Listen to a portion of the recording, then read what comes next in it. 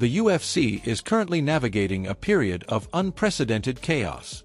Heavyweight champions are sidelined, the biggest names in the sport are operating in a world of rumors, and the ranking system seems to be fracturing under the weight of politics, injuries, and selective availability.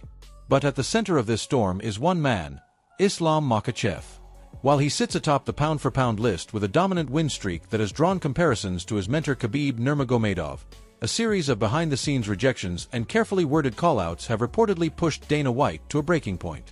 For months, whispers have circulated through the UFC headquarters about growing frustration with how the lightweight champion handles his business outside the cage. Today, we peel back the curtain on the strange reality of Islam's current standing, and why his next move might be his most dangerous one yet. From the outside, it looks like a simple dispute over opponents and timelines, but when you dig deeper, you uncover a much more complex battle of wills between one of the most talented fighters of his generation and the man who built the biggest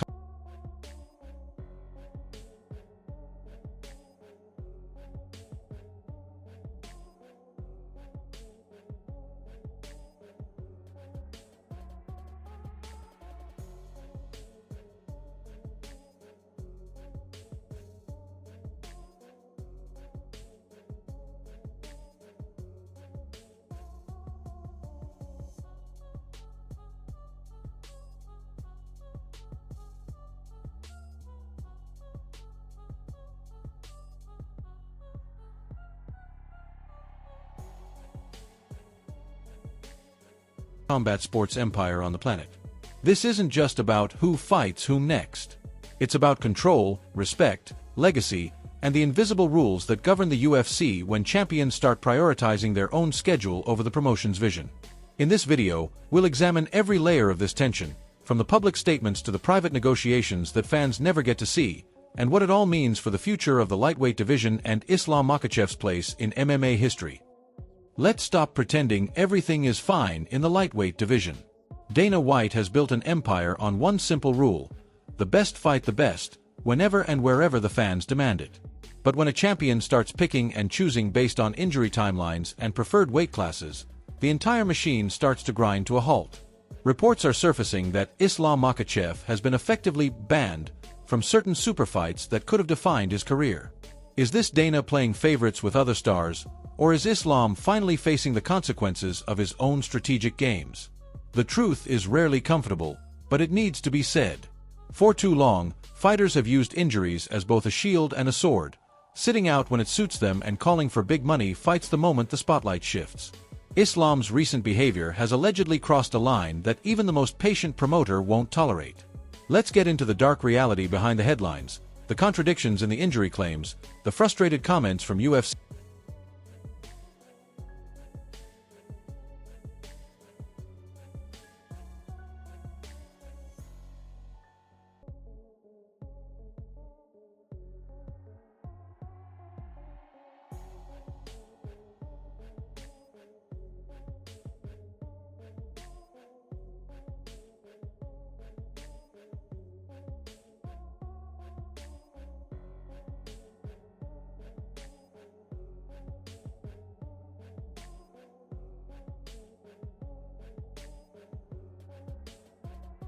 insiders, and what this brewing conflict could mean for the entire 155-pound division moving forward. Because if the pound-for-pound king is truly at odds with the boss, the ripple effects will be felt across every ranking and every potential title fight for the next year. 2 divisions, 1 champion, and a boss who has finally seen enough. Right now, the UFC is a powder keg ready to explode. From Conor McGregor's ghost-like return rumors to the explosive rise of hungry contenders like Ilia Topuria, the stakes have never been higher for the lightweight and welterweight divisions. Fans are screaming for super fights, pay-per-view numbers are on the line, and the entire combat sports world is watching. But while the audience demands action, Dana White is drawing a hard line in the sand. Islam Makhachev wanted the opportunity of a lifetime, a chance to chase double champ status and cement his legacy, but he might have just talked himself into a corner with selective availability and confusing injury updates. This is the story of the fight the UFC doesn't want you to see, the tension building behind closed doors, and the power struggle that could reshape the next 12 months of MMA. Every refusal, every public call-out, and every private meeting has led to this moment. In this video, we break down how a champion's ambition collided with a promoter's patience, creating a situation so volatile that even seasoned observers are calling it unprecedented. In the world of professional fighting, your word is your currency. But what happens when that currency is devalued by selective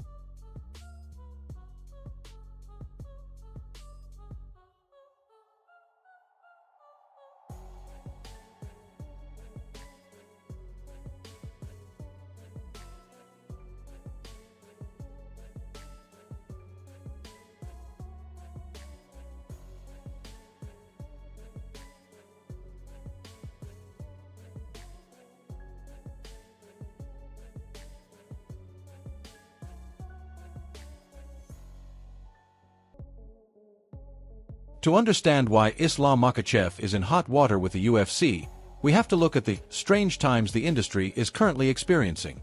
When you have contenders like Justin Gaethje being consistently overlooked and superstars like Conor McGregor existing only in rumors and speculation, the UFC desperately needs stability and reliability from its active champions. By carefully analyzing the timelines of Islam's injury claims versus his very public callouts for specific opponents, a very specific and highly problematic pattern begins to emerge. Let's break down the logic behind Dana White's reported frustration with cold, hard facts and chronological evidence. This isn't about emotion or personal dislike. It's about business, fairness, and keeping the entire ecosystem of the UFC functioning smoothly. When champions start bending the rules to suit their own narrative, it creates chaos that affects everyone, from rising prospects to established veterans waiting for their shot. In this video, we'll walk through the data, the statements, the contradictions, and the possible outcomes with clear, step-by-step reasoning so you can see exactly how we reached this critical juncture in MMA. History is repeating itself, and once again, Justin Gaethje is the man being left in the cold while the spotlight shines elsewhere.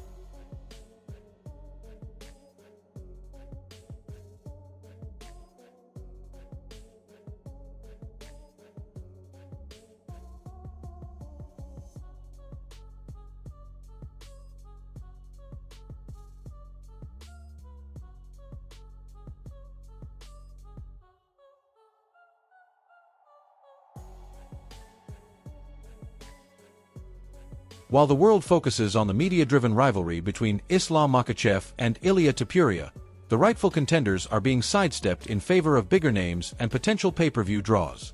But this time, Dana White might be the one to enforce justice and restore order to the rankings. By reportedly banning Islam from jumping divisions at will, the UFC is sending a loud and clear message: respect the rankings, or lose your leverage. Here is why the Gaethje factor is the key to understanding this entire drama. For years, Gaethje has been the ultimate company man, fighting anyone, anytime, often on short notice, and delivering some of the most exciting performances in UFC history. Now, as Islam appears to maneuver around certain matchups, the contrast has never been starker. This video explores how one man's patience and consistency might finally be rewarded while another's selective approach creates dangerous friction with the promotion. Behind closed doors at the UFC Performance Institute and corporate offices, the conversation around Islam Makhachev has shifted dramatically. It's no longer just about his terrifying dominance inside the cage. It's about his growing reputation for refusing to be a reliable company man. We now have confirmation from multiple sources that Islam turned down specific fights that the UFC brass was desperate to book for major events. Today, we're looking at the leaked details of those negotiations, the tone of the conversations, and the ultimatum Dana White reportedly delivered directly to his pound.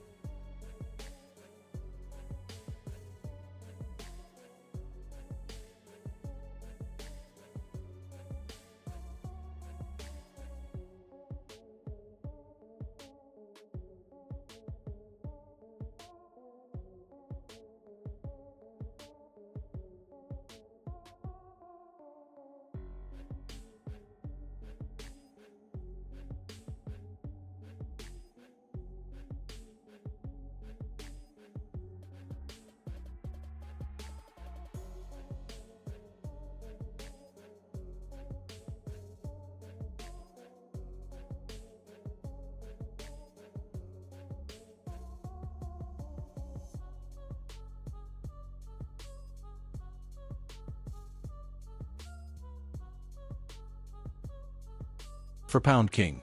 This inside look reveals how quickly things can change when trust begins to erode between the fighter and the promotion. What started as minor scheduling disagreements has snowballed into a situation that could impact title fights, rankings, and even future contract negotiations. We'll break down exactly what was said, what was offered, and why this moment feels like a turning point in Islam's relationship with the UFC. 155 pounds. 170 pounds.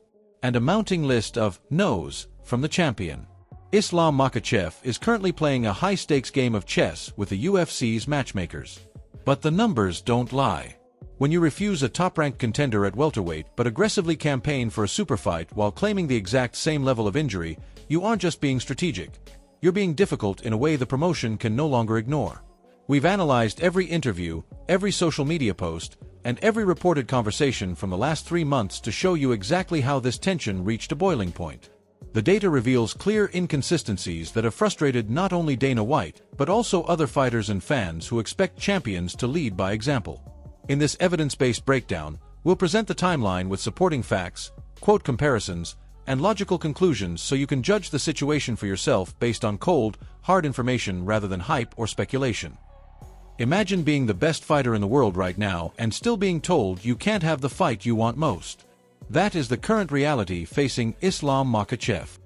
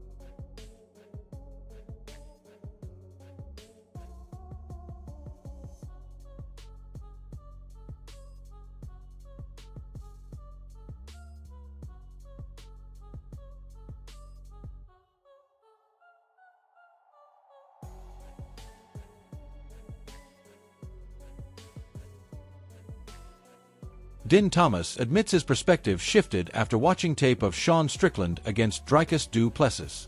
He realized Strickland doesn't need to be perfect. He just needs to weather the initial storm, trust his ability to get back up, and reset the fight to a standing position. This simple but effective strategy has served Strickland well throughout his career. Rather than trying to win every exchange, Strickland focuses on survival and recovery, knowing that his cardio and technical striking will eventually give him the advantage as the fight progresses. Thomas's changed viewpoint highlights how Strickland's game is built on resilience and long-term thinking rather than early dominance. By surviving the toughest moments and consistently returning to his feet, Strickland turns fights into wars of attrition that favor his conditioning and experience. The fluffy fight against Abuz Magomedov is cited as a perfect blueprint for Sean Strickland's success.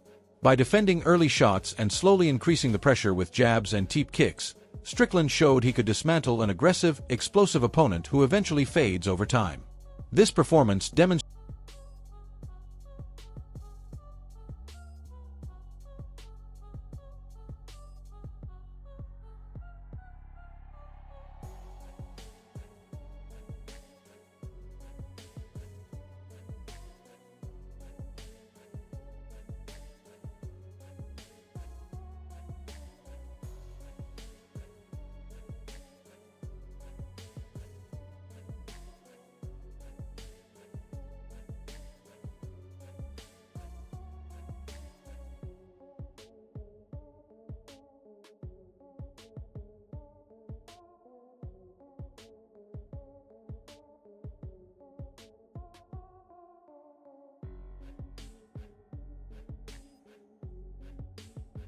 Strickland's ability to absorb initial pressure without panicking, then gradually take over the fight as his opponent's output dropped. The fight served as a masterclass in patience and pace management. Strickland absorbed the early aggression, stayed composed, and methodically broke Magomedov down round by round. This blueprint suggests that if Chimaev comes out with his usual explosive pressure, Strickland may look to survive the first wave and then capitalize as the fight moves into deeper waters where his superior conditioning can shine. Michael Bisping emphasizes the danger of the early onslaught. He notes that if Khamzat Chimaev can distribute his weight properly and settle into a dominant top position early, the fight could slip away from Sean Strickland before he has a chance to find his rhythm. Bisping warns that Chimaev's grappling is at its most dangerous in the opening minutes when his explosiveness is at its peak. If Chimaev manages to secure a strong takedown and advance position quickly, Strickland may find himself stuck in a difficult spot with little time to recover. This early pressure could prevent Strickland from implementing his usual game plan and force him into a defensive struggle for the remainder of the round. Bisping's analysis underscores how critical the first few minutes are and how one successful sequence from Chimaev could end the fight before it truly begins. Sean Strickland's evolution in punching mechanics has been noted by analysts. While his strikes were once considered mechanically off, he has cleaned up his technique to throw punches that are both sound and carry significant weight, making his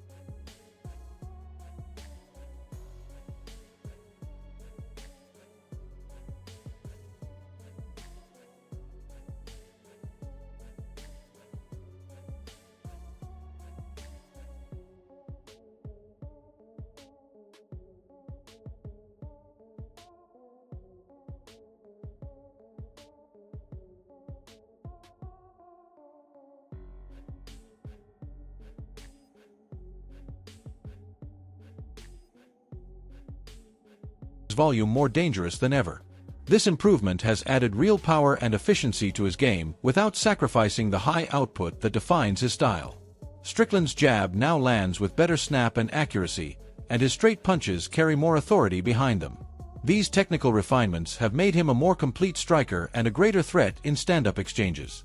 The evolution shows Strickland's willingness to adapt and improve even after reaching the top of the division, proving that experience and focused training can overcome earlier mechanical flaws. A key strategic advice for Khamzat Chimaev is to dig the body. By attacking Sean Strickland's midsection with punches and kicks, Chimaev could force him to lower his guard or break his tight defensive Philly shell style.